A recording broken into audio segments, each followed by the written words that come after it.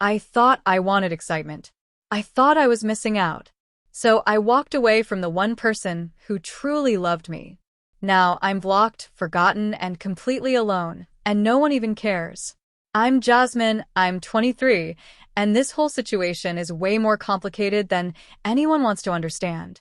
I met Nathan through our mutual friend Sienna at this house party 4 months ago. He seemed sweet enough, really into physical touch, which I appreciated since that's my love language.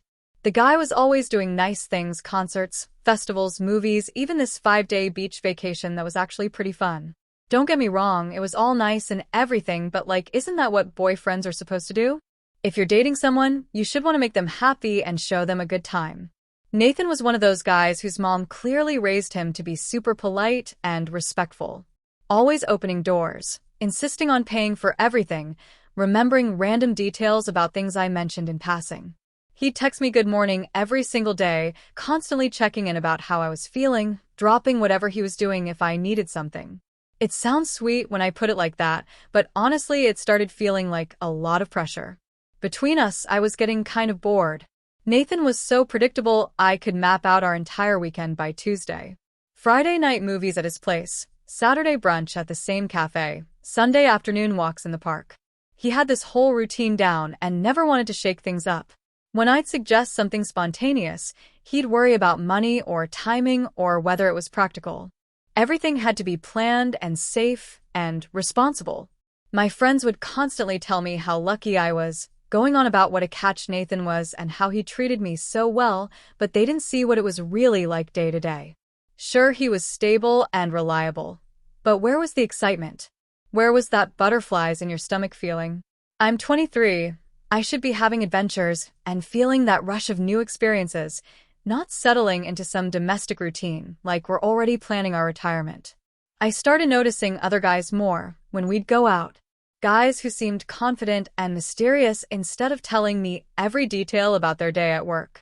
Nathan would give me a play-by-play of his lunch break while I'm thinking about how there's got to be more to life than this level of predictability. His friend group was just as boring as he was. Nice guys who'd sit around playing video games and talking about work projects. When we'd hang out with them, I felt like I was aging 10 years in one night. I wanted to go to parties and meet interesting people, but Nathan was always worried about getting home at a reasonable hour or not spending too much money on a night out. Here's the thing though, Nathan really did treat me well. Maybe too well. He'd surprise me with my favorite coffee, plan these elaborate date nights, buy me flowers for no reason, but it felt more like he was following some playbook on how to be the perfect boyfriend instead of actually being spontaneous and romantic. I started feeling guilty for not being more grateful, which made me resent the whole situation even more. He was doing everything right according to everyone else, but it just wasn't working for me anymore. I needed someone who could keep me guessing, make me work a little for their attention, instead of just being available 24/7.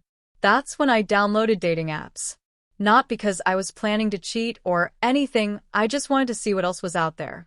Nathan didn't need to know because I was just curious about what kind of options existed beyond my current situation.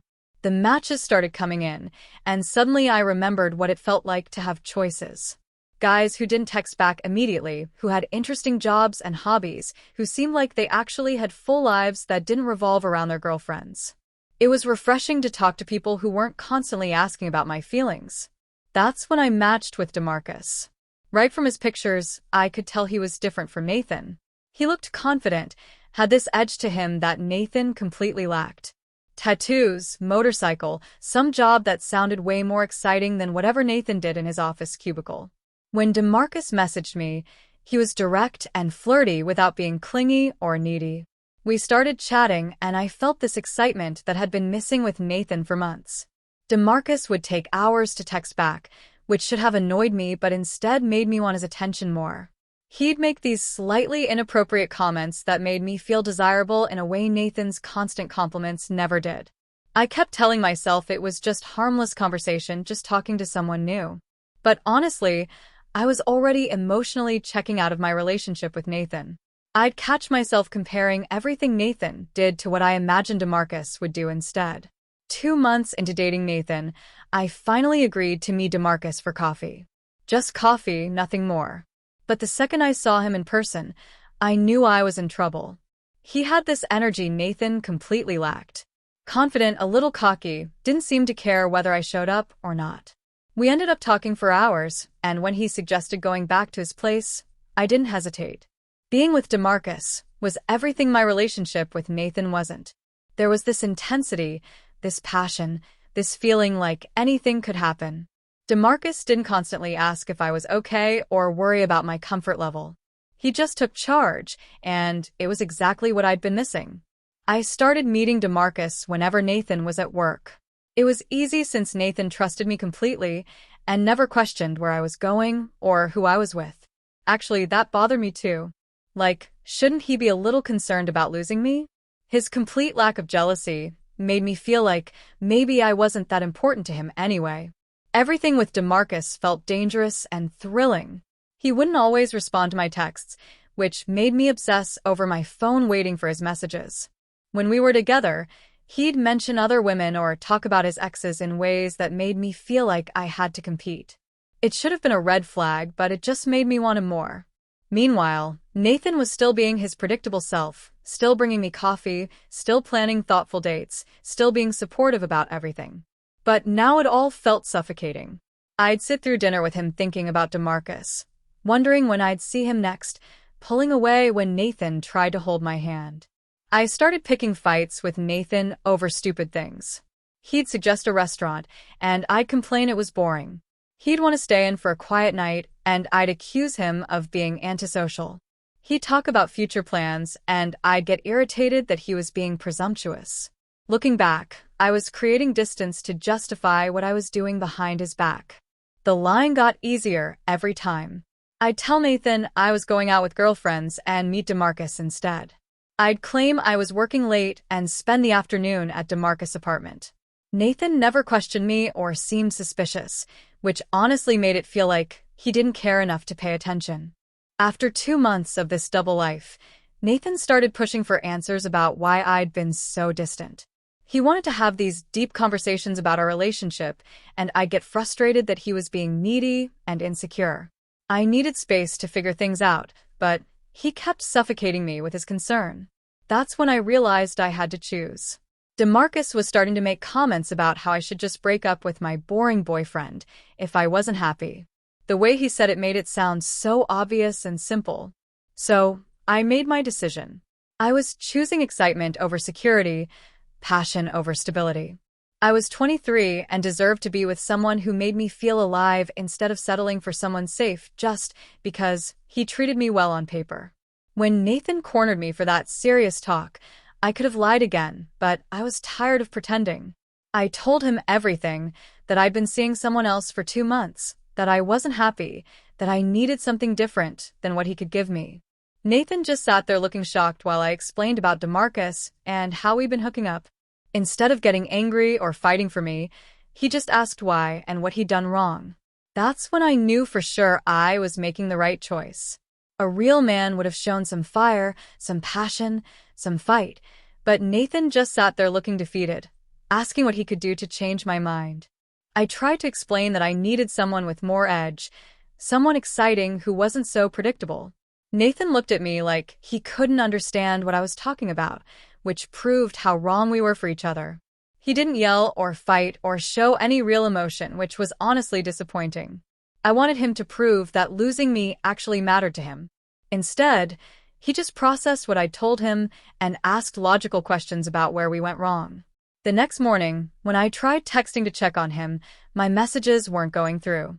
He'd blocked me on everything: social media, phone, even payment apps. It seemed like such an overreaction to cut me off completely instead of handling things maturely. I moved in with DeMarcus pretty quickly after that. His place was nothing like Nathan's organized apartment. Clothes everywhere, empty bottles, motorcycle parts scattered around, but it felt real and authentic instead of like some sterile showroom. Living with DeMarcus was everything I thought I wanted. Every day was unpredictable and exciting. Sometimes he'd come home with last-minute concert tickets, or we'd drive to another city, just because he felt like it. He didn't plan everything to death like Nathan. He just lived in the moment. Sure, there were adjustments. DeMarcus wasn't as financially stable as Nathan, so I ended up covering more expenses than I was used to. But that felt more equal than Nathan always insisting on paying for everything, which now seemed controlling. DeMarcus also wasn't as communicative as Nathan had been. He didn't text constantly, or always want to know how I was feeling. At first, I missed that attention, but then I realized it was probably healthier. Nathan had been so clingy and needy, always requiring reassurance. 3 months after leaving Nathan, I was at this coffee shop with DeMarcus when I spotted Nathan across the room. My heart did this weird flutter when I saw him, which caught me off guard. He looked really good, different haircut, like he'd been working out, more confident than I remembered. I waved to be friendly, but he looked right at me and deliberately looked away. It stunned more than I expected. We could at least acknowledge each other like adults. The whole time we were there, DeMarcus was on his phone ignoring me while I kept glancing at Nathan. When Nathan left, he walked right past our table without looking at me. Seeing Nathan looking so put together and confident bothered me more than it should have. I'd expected him to look heartbroken or at least affected by our breakup, but he seemed to be thriving. It made me wonder what he'd been doing with his time since we broke up. But I pushed those thoughts away because I'd made my choice for good reasons. Nathan had been boring and predictable, even if he'd been reliable. DeMarcus brought excitement to my life, even if it also brought chaos and uncertainty. Living with DeMarcus was getting more complicated, though. What had seemed like passionate intensity was starting to feel like walking on eggshells. He'd get moody for no reason I could figure out, and when I'd ask what was wrong, he'd accuse me of being needy. DeMarcus started checking my phone when I wasn't around. At first, I told myself it was because he cared and wanted to make sure I was safe, but it felt different from Nathan's gentle concern. When Nathan worried about me, it came from love. When DeMarcus got suspicious, it felt controlling. He'd question me if I was even 10 minutes late getting home. If I mentioned a male coworker, DeMarcus would spend hours grilling me about it. I started editing my stories to avoid setting him off, which meant basically lying about harmless interactions. The fights were getting more intense too. Nathan and I used to have calm discussions when we disagreed, but DeMarcus would explode over tiny things. He'd yell and throw things and make me feel crazy for bringing up legitimate concerns. I found myself missing Nathan's emotional stability more than I wanted to admit. With Nathan, I'd always felt safe to express my feelings or bring up problems. With DeMarcus, I never knew if he'd be understanding or if he'd turn it into a huge fight. DeMarcus also didn't have his life together the way Nathan had. He was constantly behind on bills, couldn't keep steady work, and expected me to cover more and more expenses. I started resenting that I was basically supporting both of us. When I tried to talk about our financial situation, DeMarcus would get defensive and accuse me of being materialistic. He'd say at least he wasn't some boring office drone like my ex, and I should appreciate that he was a free spirit. But honestly, Nathan's stability was starting to look appealing compared to wondering if we'd make rent each month. Nathan had never made me worry about money or having a roof over my head. Meanwhile, I'd hear through friends that Nathan was doing really well. He'd gotten promoted, was taking classes, had joined a gym. People said he seemed happier and more confident than ever. Part of me was glad for him, but part of me was hurt that he was thriving without me. The breaking point came when DeMarcus grabbed my wrist during an argument and squeezed hard enough to leave bruises. He'd been drinking and accused me of flirting with some guy at a party. When I tried to defend myself, he got physical in a way that actually scared me. He apologized the next morning, said he'd been drunk and stressed that it would never happen again. But I couldn't stop thinking about how Nathan had never once made me feel physically unsafe, even during our worst disagreements. 6 months after that incident, I finally left DeMarcus. It wasn't easy. He'd isolated me from most of my friends, and I'd become financially dependent on supporting him, which was backwards. But somehow, that's how it worked out. I moved back in with my parents, which was humiliating at 24. Having to explain why my exciting relationship had fallen apart was embarrassing, especially since they'd clearly preferred Nathan. The hardest part was admitting how wrong I'd been about everything. I'd given up a stable, loving relationship for chaos with someone who turned out to be controlling and abusive. I kept thinking about Nathan and wondering how he was doing. Through social media, I could see he was still thriving. He'd moved to a nicer place, seemed to have an active social life, looked happy and healthy. I reached out to Sienna to ask if she'd heard anything about Nathan. She told me he was dating someone new, a woman he'd met through work who seemed really nice and treated him well. The news hit me harder than I expected. Hearing that Nathan had moved on made me realize what I'd actually lost. It wasn't just a boring relationship. It was someone who'd loved me unconditionally and treated me better than I deserved. Now he was giving all that care and devotion to someone else. I started obsessing over his new girlfriend, checking her social media constantly. She seemed perfect for him. Sweet, supportive, appreciative of his kindness instead of taking it for granted like I had. I began having fantasies about reaching out to Nathan and explaining everything that happened with DeMarcus. In my mind, he'd realize I'd learned from my mistakes and would want to give us another chance. 2 years after our breakup, I saw the announcement that destroyed me. Nathan was engaged. The photos showed him with this woman who looked genuinely happy, and the comments were full of people congratulating them and talking about what a perfect couple they made. I stared at those engagement photos for hours, reading every comment. Nathan looked incredible, confident, successful, genuinely happy in a way I'd never seen before. His fiancée looked like everything I wasn't: grateful, supportive, the kind of woman who would appreciate what she had. The ring was beautiful and obviously expensive, which meant Nathan was doing well financially. I read that he'd gotten another promotion and was thriving in his career. Meanwhile, I was still struggling to get my life together. I felt this overwhelming sense of loss that I hadn't expected. Seeing Nathan so happy with someone else made me realize what I'd given up when I left him for DeMarcus. I started obsessing over their relationship, checking both their social media accounts constantly. They looked happy in every photo, traveling, at dinner parties, casual pictures around the house. She'd post captions about how grateful she was to have found him. Reading her posts made me angry because she was getting credit for appreciating Nathan when I'd been with him first. She was acting like she'd discovered this amazing man when I'd already done the relationship work. Since Nathan still had me blocked everywhere, I created a fake account and sent him a long message. I explained how wrong I'd been about DeMarcus, how much I'd come to appreciate Nathan's qualities, how much I regretted throwing away what we'd had. I told him about how badly DeMarcus had treated me, thinking that would make him feel protective.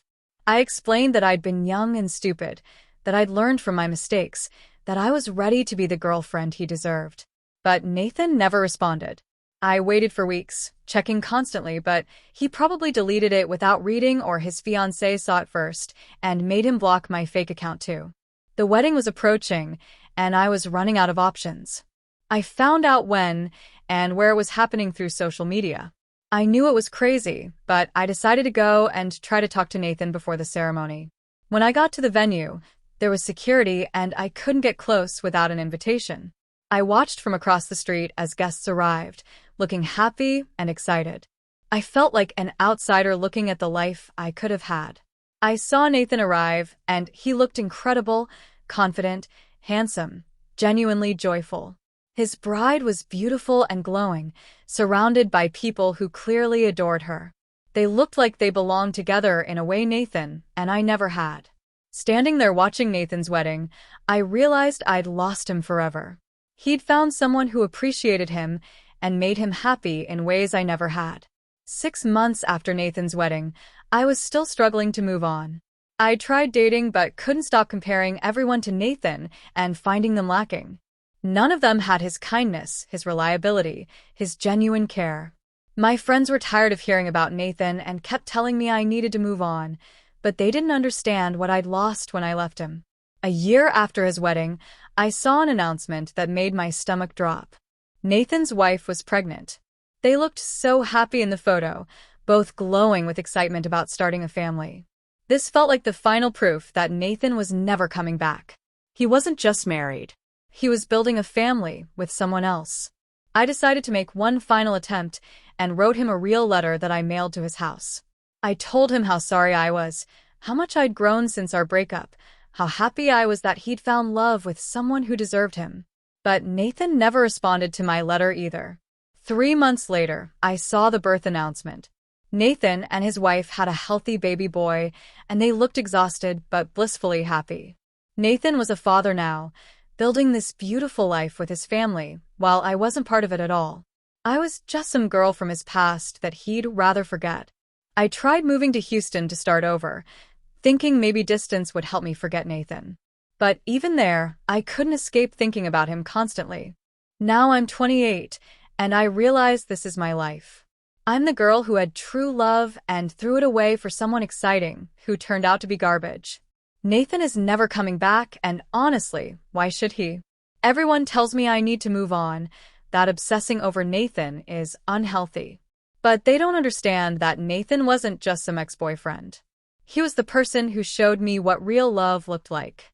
I've tried dating other people, but they all fall short. They're either boring like I used to think Nathan was, or exciting like DeMarcus, but just as unreliable and selfish.